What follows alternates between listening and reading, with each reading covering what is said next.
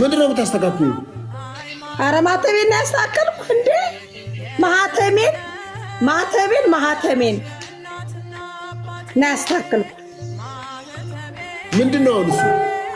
ይሄ የኔ መለያዬ ማህተሜ።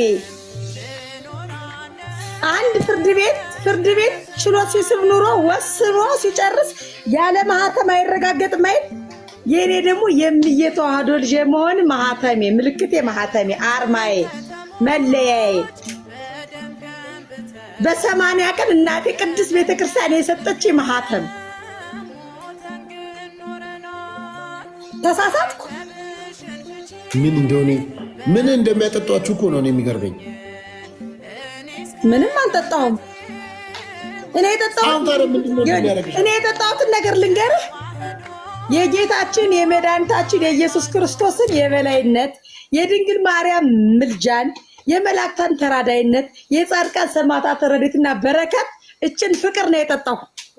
ይሄን ፍቅር ነው የጠጣሁ። እኔ ለምንም አልጠጣሁም። ባይን ጨርሽኝ